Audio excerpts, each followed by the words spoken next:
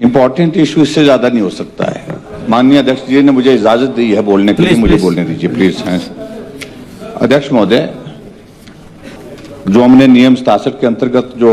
मैंने तो प्रस्ताव का जो रेफरेंस है वो दे दी है, पर स्टिल ही वांट्स टू उसके संदर्भ में हम 2-3 चीजों को लेकर के अपनी बात कहना चाहेंगे। जो ब्रीफ स्टेटमेंट मेरा उसमें बहुत संक्षिप्त रूप से कहने का विषय है। एक तो अभी तक जो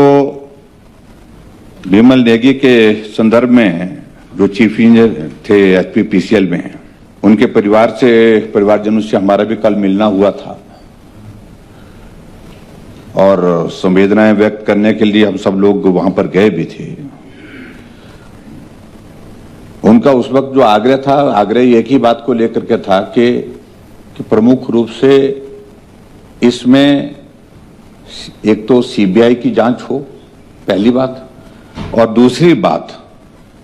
जो सरकार ने उस वक्त तक के फैसला लिया था अधिकारियों को वहां से स्थानांतरित करने का, वो पर्याप्त नहीं है, काफी नहीं है। उनके खिलाफ एफआईआर दर्ज करने के साथ साथ में उनके खिलाफ जो है वो उनका सस्पेंशन होना चाहिए। बाद में जो हमको जानकारी मिली है कि उसमें सस्पेंशन जो देशराज करके जो है वहां पर जो डायरेक्टर थे उनका सस्पेंशन तो किया गया है, और उसी के साथ साथ में बाकी लोगों के खिलाफ, जो बाकी अधिकारियों के खिलाफ जो कार्रवाई करने की जो बात कही गई थी, अभी तक वो शायद कार्रवाई नहीं है। लेकिन मैं आज अखबार में पढ़ रहा था कि उसमें एक चीज कही गई है कि जो अधिकारी आईएएस ऑफिसर है मिस्टर मीणा, उनको भी सस्पेंड किया गया। मुझे मालूम नहीं है सच्चाई है कि नहीं है, लेकिन अभी तक जो जानकारी हमारे पास जो है वो सिर्फ डायरेक्टर जो थे ये देशराज, उनको ही सस्पेंड किया। एक तो हम जानना चाहते हैं कि इस सारी चीज को लेकर के अभी तक का स्टेटस क्या है। अध्यक्ष महोदय, हम सिर्फ परिवार वालों की जो भावना है, मुझे लगता है कि उस सारी चीज को गंभीरता से लेना चाहिए, और प्रदेश सरकार के लिए भी वो एक उचित रहेगा कि इस सारे मामले की निष्पक्ष जांच हो, और निष्पक्ष जांच के लिए आज बहुत सारे प्रश्न खड़े हो रहे हैं, और मुझे लगता है कि उचित यही होगा कि इसकी जांच जो है सीबीआई से ही करवाने के लिए गवर्नमेंट रिकमेंड करे तो उचित रहेगा। क्योंकि एचपीपीसीएल की जो वर्किंग रही है उसमें शुरू से बहुत सारे, चाहे वो प्रोजेक्ट शोंगटोंग का है, चाहे वो प्रोजेक्ट पेखूवाला का है, उन पर बहुत सारे प्रश्न हैं, और जिन प्रश्नों की चर्चा चौक चौराहे पर है, और ऐसी सूरत में इस मामले को इन्हीं सारी चीजों से जोड़ा जा रहा है कि अत्यधिक दबाव था काम के साथ साथ में जो कहा जा रहा था वो नहीं किया जाता था, तो बहुत ज्यादा उनको जलील किया जाता था, परेशान किया जाता था। और ये जो निदेशक जो बनाए गए थे वो देशराज, जो 5 लोगों को सुपरसीड करके जो है बनाया गया था, इस पर पता नहीं क्या विशेष कृपा रही होगी सरकार की, इसलिए बहुत बड़ा प्रश्न है ये।